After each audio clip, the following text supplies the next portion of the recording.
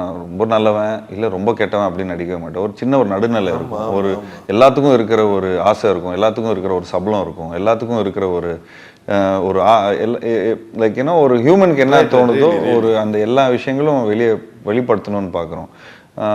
இப்போ சாதாரணமாக ஹீரோஸ், சாதாரணமாக ஃபிலிம்ஸ் அப்படின்னு பார்த்துட்டாலே அந்த ஒரு கோயிலில் வந்து இப்படி பார்க்குறாங்க, அதுக்கப்புறம் தேட்டரில் தான் இப்படி பார்க்குறாங்க.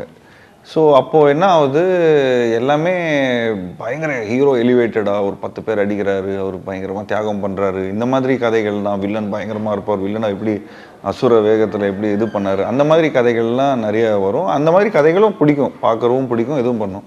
But there are some beautiful stories, there are some நல்ல விஷயங்கள் வேர் சின்ன சின்ன சின்ன எமோஷன்ஸ், அந்த எமோஷன்ஸை சொல்லணும்னு பார்க்குறேன். ஃபார் எக்ஸாம்பிள் நண்பன், அதில் இப்போது வந்து ஒருத்தருக்கு பயம், இப்போ படிக்கிறவங்களுக்கும் அந்த அந்த அந்த செல்ஃப் கான்ஃபிடென்ஸ் எப்படி திரும்ப கெயின் பண்ணும் அப்படிங்கிறதுக்கான ஒரு விஷயம் வந்து நண்பன் படம் பார்க்கும்போது உங்களுக்கு அந்த என் கேரக்டர் மூலமாக நிறைய பேர் ஓவர் கம் பண்ணுவாங்க அந்த ஒரு விஷயத்த. இப்போ சிவா மனசுல சக்தி சொன்னால் அது என்னங்க பெரிய இது குடிச்சு இதுதானே பண்ணுறாங்க.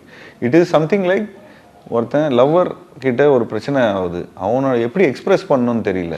ஸோ அவன் வந்து குடிக்கிறான், கண்ணா முன்னான்னு ஆகிறான், லூஸ் மாதிரி ஆகிறான், ஒரு மென்டல் ஸ்டேட்டாக அவன் வந்து தப்பான ஒரு ஆளாக மாறுறான். ஸோ அது வந்து நிறைய பேர் ரியலைஸ் பண்ணக்கூடிய ஒரு விஷயம், நிறைய பேர் ரியலைஸும் பண்ணுவாங்க. ஸோ அந்த மாதிரி சில பண்ணுவோம்.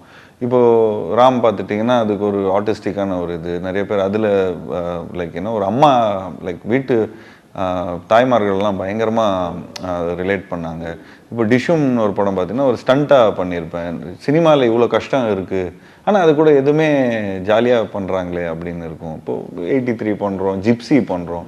ஜிப்சிலாம் வந்து ஒரு all over India I hate to travel. So ஒரு ஒரு ஒரு நாடோடியோட மைண்ட் செட் எப்படி இருக்கும் அப்படிங்கிற மாதிரி ஒன்று இருக்கும். ஸோ இந்த மாதிரி எமோஷன்ஸை ரிலேட்டபிளாக பண்ணணும், அதே மாதிரி ஸ்டோரி டெல்லிங்கை வேறு மாதிரி சொன்னோம். அண்டு இப்போது நிறைய பேருக்கு வந்து அட்வைஸ் கொடுத்தா பிடிக்காது, ஆனால் என் படத்தில் அட்வைஸும் கொடுக்கணும், ஆனால் அதை வந்து வேறு மாதிரி ஜாலியாகவும் கொடுக்கணும், வேறு மாதிரி ஜாலியாக நெரேட்டிவாக வேறு மாதிரி ரிவர்ஸ் நெரேட்டிவில் சொன்னோன்னா அது வேறு மாதிரி இருக்கும். இந்த கவலை வேண்டாம் கிளைமேக்ஸ் அந்த மாதிரி கூட பண்ணலாம். ஸோ நிறைய பேருக்கு அந்தந்த காலகட்டத்தில் நம்ம என்ஜாய் பண்ணுறோம். அதை வந்து இப்போ இன்றைக்கி இருக்கிற மக்கள் கொஞ்சம் ரிலேட் பண்ணிக்கிறாங்க.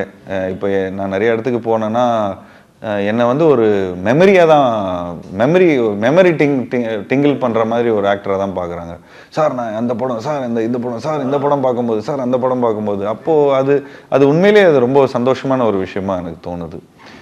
நிறைய பேருக்கு சாங்ஸில் ரிலேட் பண்ணுவாங்க, நிறைய ஹீரோஸை பார்த்தா சாங்ஸில் ரிலேட் பண்ணுவாங்க, ஆக்ஷன் சீக்வன்ஸில் ரிலேட் பண்ணுவாங்க, ஒரு சீனில் ரிலேட் பண்ணுவாங்க. எனக்கு இன்ன வரைக்கும் ரொம்ப சந்தோஷமான ஒரு விஷயம் என்னென்னா, எல்லோரும் என்ன ஜாலியான ஒரு விஷயத்தை பார்க்கணும்ப்பா, இவரை பார்த்தா ஜாலியாக இருக்கும் அப்படின்னு. பட்டு அந்த ஜாலியான ஒரு விஷயத்தை நம்ம ஸ்க்ரீனில் கொண்டு வரதுக்கு நிறைய we also go through a lot of things.